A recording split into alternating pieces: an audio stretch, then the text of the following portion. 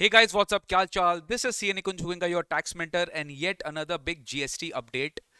And क्या बोलूँ, last few 3-4 months में लग रहा है कि जीएसटी डिपार्टमेंट ये सोच के रखा है कि भैया टैक्स पेयर्स को तो अपडेट्स पे अपडेट्स अपडेट्स पे अपडेट्स देते रहो। और येट अनदर अपडेट, और इस बार जो अपडेट है वो बहुत ही इंपॉर्टेंट है क्योंकि ये आपके रेगुलर रिटर्न फाइलिंग के प्रोसेस को हल्का फुल्का थोड़ा चेंज कर सकता है। तो वीडियो को लास्ट तक देखेगा और शेयर करेगा। जो स्टूडेंट्स ये वीडियो देख रहे हैं, प्लीज अपने फैमिली मेंबर्स तक ये वीडियो शेयर करना। उनके बहुत काम का वीडियो है अगर वो बिजनेस करते हैं, जीएसटी से कनेक्टेड है। और किसी भी एंगल में अगर आपको लगता है वीडियो फ्रूटफुल है तो लाइक जरूर करना, शेयर जरूर करना, कमेंट जरूर करना। मैं बात करने वाला हूं इनवॉइस मैनेजमेंट सिस्टम के बारे में। 3 सितंबर को जीएसटी पोर्टल में एक अनाउंसमेंट आता है और उससे रिलेटेड एक रिलेटेड पीडीएफ गवर्नमेंट इशू करता है, जिसको आज मैं डिटेल में एक्सप्लेन करने वाला हूं।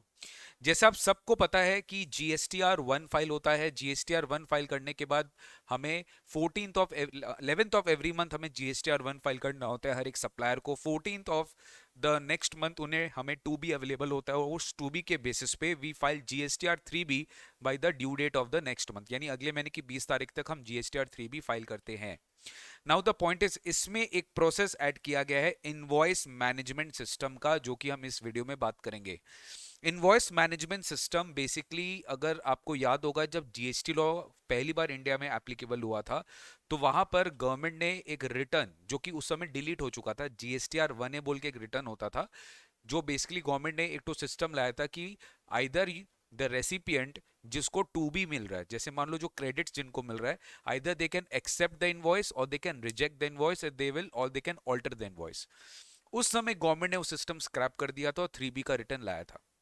बट अब गवर्नमेंट सिमिलर पैटर्न में कुछ invoice management and management system बोल के इंट्रोड्यूस किए हैं, where the before going into GSTR 2B, मतलब सप्लायर ने जब अपना जीएसटीआर 1 अपलोड किया तो वहां से जो इनवॉइसेस जाएगी वो 2B में नहीं जाएगी, वो जाएगी सीधा इनवॉइस मैनेजमेंट सिस्टम बोल के एक पोर्टल रहेगा, एक तो आप बोल सकते हो डैशबोर्ड रहेगा, जो हर एक जीएसटी रजिस्टर्ड पर्सन को अवेलेबल होगा।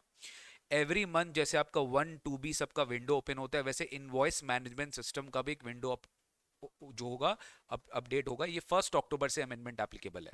तो जैसे जीएसटीआर 1 फाइल हुआ, invoice will go into invoice management system. Then recipient will have the option, either they can accept the invoice, they can reject the invoice, or they can alter the invoice, और they can not do anything with invoice. उनके पास 4 option रहेगा, या तो वो कुछ नहीं करेंगे, या तो एक्सेप्ट करेंगे, रिजेक्ट करेंगे, या ऑल्टर करेंगे। यहां पर रेसिपिएंट अगर कुछ भी नहीं करता है, इसलिए मैं बोल रहा हूं अगर रेसिपिएंट कुछ भी नहीं करता है तो इट विल बी डीम्ड कि वो credit will be accepted, and वो आपके 3B में ऑटोमेटिकली चला जाएगा। यानी आप वो आपके सॉरी पहले 2B में जाएगा, और 2B में जाएगा तो आपके फिर 3B में रिफ्लेक्ट करेगा। Now the point is, invoice management system is basically an opportunity given by the recipient that you can ensure that whatever credits you are taking, whether you are eligible to take the credit before going into 2B, there is a further churning in invoice management system। जैसे example मैं दे रहा हूं, मान लीजिए मैं securities and shares में trade भी करता हूं, वहां पे मेरा ब्रोकरेज चार्जेस लगता है, और जो मेरा ब्रोकर है वो उसमें जीएसटी चार्ज करता है, तो उस जीएसटी का क्रेडिट मैं नहीं ले सकता, because I am already dealing in securities which is outside the scope of GST. But मेरे क्रेडिट्स, वो जो मेरे पे जीएसटी चार्ज करता है उसका क्रेडिट मुझे हर बार मिल रहा है, तो अब मैं उसको क्लेम तो नहीं कर सकता, वो मेरे इनवॉइस मैनेजमेंट सिस्टम के पोर्टल में दिखेगा। what will I do? I will reject the credit. If I reject the credit, that will not come into 2B। मतलब अब 2B आप खुद डिसाइड करेंगे, सिंपल सी बात है।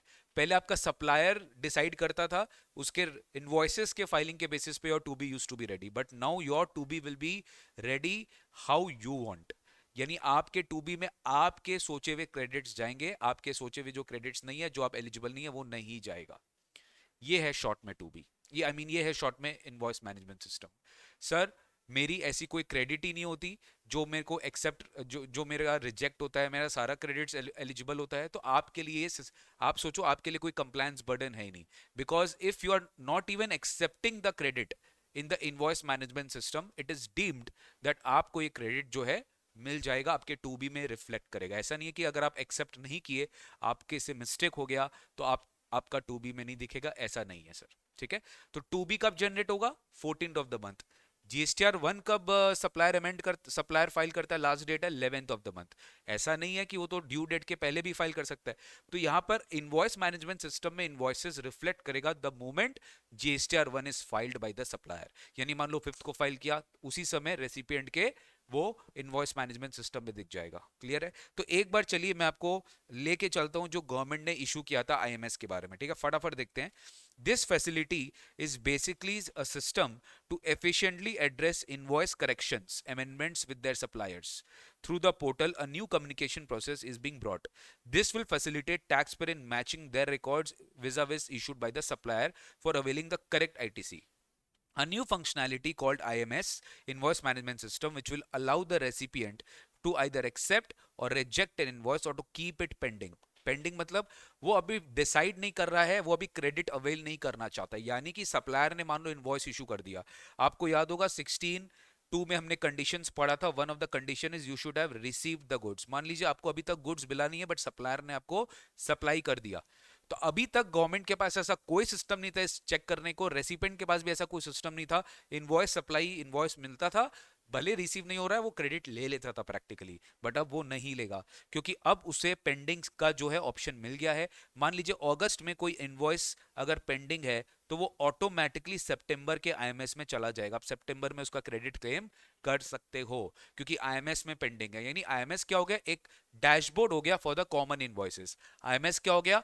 डैशबोर्ड हो गया for the common invoices. So this is a very unique feature, I think, which is a welcoming feature. ठीक है, गवर्नमेंट बहुत सारा अपडेट्स लाता रहता है, बट गाइज हमारे बेनिफिट के लिए लाता है, हमारे सिस्टम के लिए लाता है। एक बार सिस्टम सेट हो जाएगा तो definitely in future years we will not have a problem. But ठीक है, इतने सारे अमेंडमेंट्स आ रहे, इतने सारे चेंजेस आ रहे हैं, मैं आपको अपडेट रखने का कोशिश करता हूँ। उसके लिए आपको यूट्यूब चैनल जो है सब्सक्राइब करके करना पड़ेगा। Thank you so much for the lovely response you people have given for GST practical training courses. आप विश्वास नहीं कर सकते, 50,000 views with in a month वो क्रॉस होने वाला है, and it is all because your support. बहुत जल्दी हम एक्सेल का और जीएसटी ट्रेनिंग कोर्सेज लॉन्च करने वाले हैं। For that just give me some time. मैं थोड़ा सा अपना एकेडमिक सेशंस को लेके बिजी हूं। Very soon I am going to launch that also. ठीक है, तो ये जो है this facility will be available in portal from 1 October. 1 अक्टूबर से ये जो है आपके फैसिलिटी आपके पोर्टल में आ जाएगा। कुछ इस तरह से दिखेगा, आप ध्यान दीजिए। IMS dashboard, invert supplies, accepted record. जैसे मान लो आप जो रिकॉर्ड्स एक्सेप्ट कर लेंगे, एक्सेप्ट, रिजेक्ट, पेंडिंग, तीन चीज होगा। जो एक्सेप्ट आप कर लेंगे ये अपने आप ए हो जाएगा, जो आप रिजेक्ट कर लेंगे वो रिजेक्ट में ऐसा हो जाएगा। समझ में आ रहा है आपको? तो ऐसा स्क्रीनशॉट जो है वो आपको दिखेगा, जो रिटर्न्स के अंदर आईएमएस डैशबोर्ड में आपको दिखेगा। तो जो आप एक्सेप्ट कर लिए वो एक्सेप्ट एक्सेप्ट एक्सेप्ट हो गया, and once it is accepted it will go in your two B. ये आपके टू बी में रिफ्लेक्ट करेगा सर। ठीक है ना? तो this functionality is a major enhancement in ITC ecosystem. Now only the accepted invoices would become part of two B. ध्यान दीजिएगा, एक्सेप्टेड प्लस जो कि पेंडिंग है। अगर आपका कोई पेंडिंग है, ठीक है, आपने कोई एक्शन नहीं लिया, you have not taken any action, आपको रिजेक्ट करना पड़ेगा। अगर आपने कोई एक्शन नहीं लिया तो आपके 2B में क्या होगा?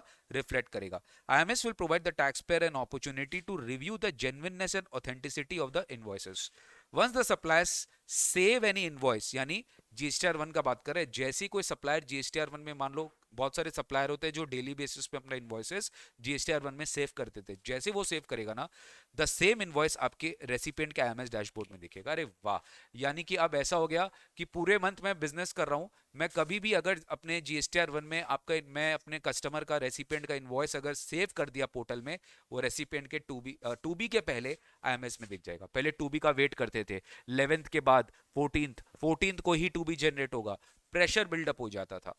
बट अब देखिए, जो बड़े इंटरप्राइजेस होते हैं जिनका बहुत सारे इनवॉइसेस होते हैं, उनके लिए डेफिनेटली एक अच्छा फीचर आया है कि भैया वो एक्सेप्ट करके देखते रहो, एक्सेप्ट कर लो। ऑब्वियसली इसमें क्या है, रिसोर्स पावर, मैन पावर ज्यादा लगेगा, मैन पावर कॉस्ट इसमें एंटरप्राइजेस का, बिजनेस का हाई हो जाएगा, ये मैं मानता हूं। बट ठीक है, अल्टीमेटली अगर आप उसको कंप्लायंस पॉइंट ऑफ व्यू से दूं तो मैं 10 आउट ऑफ 10 दूंगा। बट अगर मैं इसमें ये पॉइंट ऑफ व्यू से सोचूं कि कितना मैन पावर कॉस्ट जाएगा, एक कितना टीडीएस जॉब है, तो डेफिनेटली इसमें भी मैं 10 आउट ऑफ 10 दूंगा कि टीडीएस जॉब तो डेफिनेटली बढ़ जाएगा from the point of view of enterprises. But इसमें ये बेस्ट पार्ट है कि अगर आप पेंडिंग छोड़ते हैं, ठीक है, मैं अभी नीचे दिखाऊंगा, अगर आप पेंडिंग छोड़ते हैं, you have not taken any action, it will be deemed to be accepted. आपने कोई एक्शन नहीं लिया उसके प्रति, तो वो डीम टू बी क्या हो जाएगा? एक्सेप्टेड होगा। Will take this, will talk about this. Invoice reflected in the dashboard, the recipient can accept or reject the invoice and can simply keep it pending। pending भी छोड़ सकता है। देखो, pending यानी अगर मैं पेंडिंग छोड़ दिया ना, ध्यान से सुनो, अगर आप पेंडिंग छोड़ दिए, ठीक है, आप पेंडिंग छोड़ दिए, या तो आप एक्सेप्ट कर लो या तो आप रिजेक्ट कर दो या तो पेंडिंग छोड़ दो। पेंडिंग मतलब आप अभी लेना नहीं चाहते, मतलब बाद में ले सकते हो।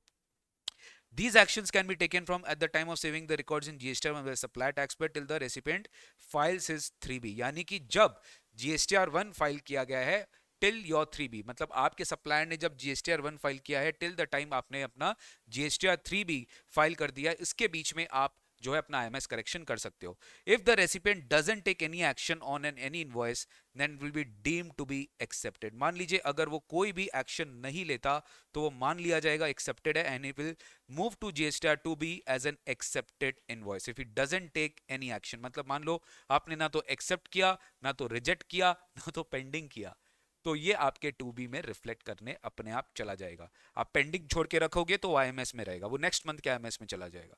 जब तक आपका वो पेंडिंग है वो पेंडिंग रिकॉर्ड्स में ही रहेगा, जब तक आपका आईटीसी का ड्यू डेट क्रॉस नहीं हो जाता। आईटीसी का ड्यू डेट याद है, अगले साल की 30 नवंबर, तब तक ये आपके IMS के डैशबोर्ड में ही रहेगा सर। ठीक है, लॉजिक समझ लेंगे तो ना तो कॉन्सेप्ट क्लियर हो जाता है। ओके, इन केस मान लो supplier is amended any invoice, GSTR 1A का कॉन्सेप्ट आप सबको पता है कि अगर जीएसटीआर 1 में जीएसटीआर 1A के थ्रू कोई इनवॉइस अमेंड हो जाता है then the same will also be flow to IMS, IMS भी ऑटो अपडेट हो जाएगा and corresponding ITC will flow in GSTR 2B of the recipient. और ऑब्वियसली आप सबको पता है 1A में जो चेंजेस होगा वो 2B के वो नेक्स्ट मंथ के 2B में अपडेट होता है, क्योंकि 1A जो होता है वो 1 के बाद होता है।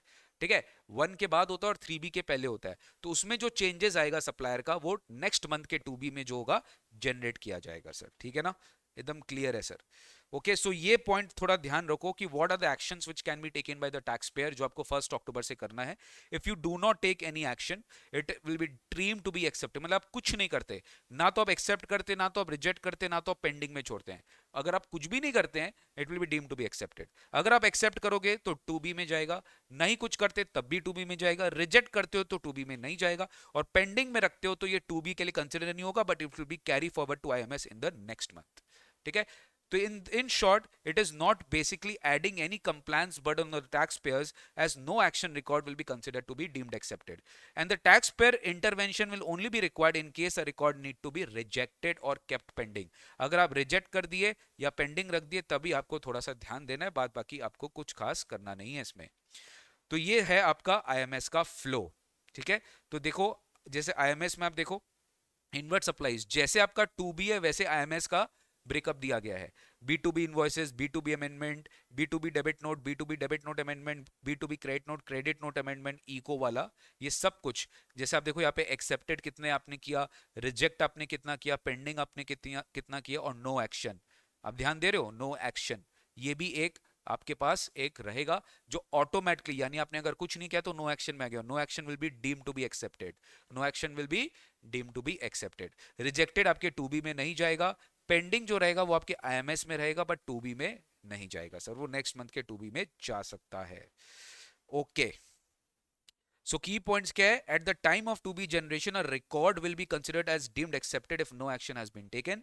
It is mandatory to recompute 2B from IMS dashboard in case of any change in action already taken on concern records after 14th of the month, that is date of generation of draft two B. Very very important, जैसे 1A का concept आया, अगर 1A के वजह से 14th के बाद अगर कोई चेंजेस आया तो ट्रस्ट में 2B को भी रिकम्प्यूट करना पड़ेगा। मतलब सोचो आपके सप्लायर ने 10 तक फाइल कर दिया, ठीक है 1, उसके बाद 15th को वो 1A फाइल करता है, ध्यान दो 14th को तो 2B जनरेट हो गया, तो 2B जो होगा ना रिकम्प्यूट किया जाएगा, यही बात यहाँ पर बोला जा रहा है।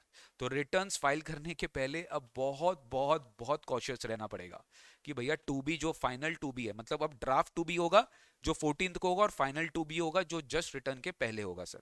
कौन कौन से सप्लाईज IMS में नहीं जाएंगे, वो डायरेक्टली 3B में ही जाएगा। जैसे कि RCM की जो हम ITC लेते हैं वो हम डायरेक्टली अपना रिपोर्टिंग करेंगे, और supplies where ITC is not eligible due to 16(4) और on account of POS rule. जैसे कि मान लीजिए हम दूसरे स्टेट में जाके इमोल प्रॉपर्टी सर्विस लेते हैं और वहां पे GST चार्ज होता है हमारे पर, क्रेडिट शो करेगा, बट हम वो क्रेडिट नहीं ले सकते क्योंकि प्लेस ऑफ सप्लाई का रूल अलाउ नहीं करता।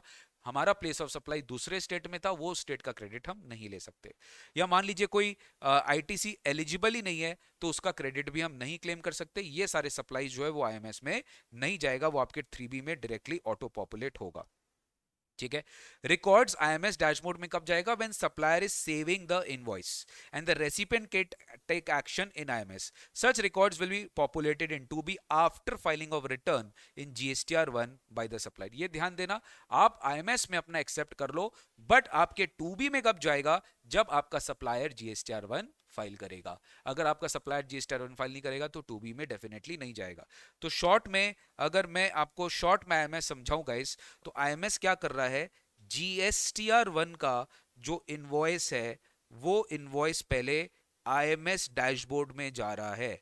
इस आईएमएस डैशबोर्ड में सबसे पहले हो गया नो एक्शन, नो एक्शन के बाद हो गया एक्सेप्ट, एक्सेप्ट के बाद हो गया रिजेक्ट, रिजेक्ट के बाद हो गया आपका क्या बोलते हैं, नो एक्शन हो गया, एक्सेप्ट हो गया, रिजेक्ट हो गया, और एक हो गया पेंडिंग।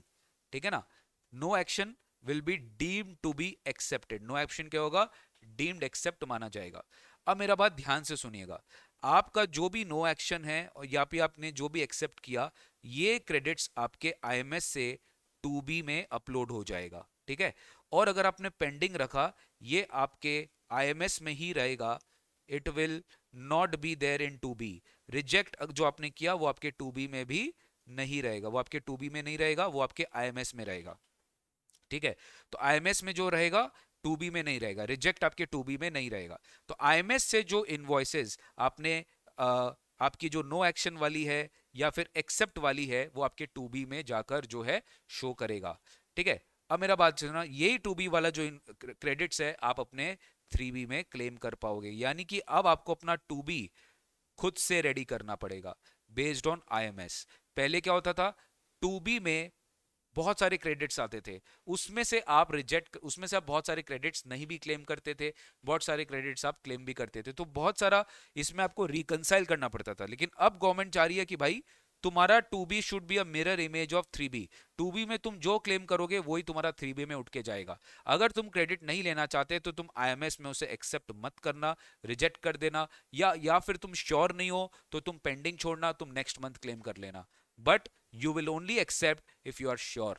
तो एक फ्लॉलेस सिस्टम है, I would suggest. And once it comes in the portal, the portal के थ्रू मैं आपको और समझाऊंगा। 1 अक्टूबर से ये वैलिड होगा, but I thought that this video is a significant video where you can understand the basic concept of invoice management system which has been introduced in the GST portal। ठीक है। ऐसे तो इसमें और भी ifs and buts होंगे, ठीक है, बट इतना अपने को पता है, any change made in a record before filing of GSTR1, मान लो सप्लायर GSTR1 में भी 2 बार इनवॉइस चेंज कर दिया फाइल करने के पहले, it will reset the record status, अपने आप आईएमएस का डैशबोर्ड में क्या हो जाएगा?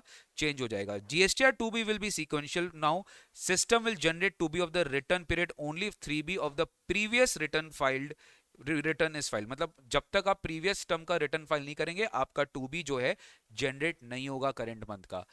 ये बहुत इंपॉर्टेंट सिग्निफिकेंट स्टेप है। करंट मंथ का आप रिटर्न नहीं फाइल कर सकते ना, अगर आप लास्ट मंथ का रिटर्न फाइल नहीं किए तो आपको लास्ट मंथ की रिटर्न फाइल करनी पड़ेगी, तभी आप करंट मंथ का आपका जो 2B है वो इंपॉर्टेंट यहाँ पर माना जाएगा, जनरेट होगा सर। तो this was all about my invoice management system. I hope that ये सिग्निफिकेंट वीडियो आपको लगा होगा, and definitely you will share with your parents, you will share with your family members, you will share with your colleagues, या फिर आपको अगर ये helpful हुआ है तो डेफिनेटली कमेंट करके बताना कि कैसा लगा। जीएसटी का प्रैक्टिकल ट्रेनिंग कोर्सेज हम बहुत जल्दी लॉन्च करेंगे, इसका एडमिशन्स हम ऑलरेडी स्टार्ट कर चुके हैं। You can take the classes from our website, but आपको वेट करना पड़ेगा। अगर आप सोच रहे हो कि कल ही मैं स्टार्ट कर दूंगा तो प्लीज अभी आप वेट करो, हम अनाउंसमेंट लाएंगे प्रॉपर तरीके से जहां पर आप लोग का जो कोर्सेज जो है वो लॉन्च किया जाएगा। ठीक है सर, क्योंकि हमें क्वालिटी में आना है, हम ऐसा नहीं कि बस स्टार्ट कर दी और बस बोल दिया हाँ एडमिशन ले लो, ऐसा हमको करना नहीं है। हम कम ही स्टूडेंट्स को करेंगे, हम कम ही एडमिशन्स लेंगे, बट जब लेंगे तो क्वालिटी करेंगे। ठीक है sir, that's it for the day, thank you so much, subscribe my channel and press the bell icon button for the real time updates. Thank you so much, take care.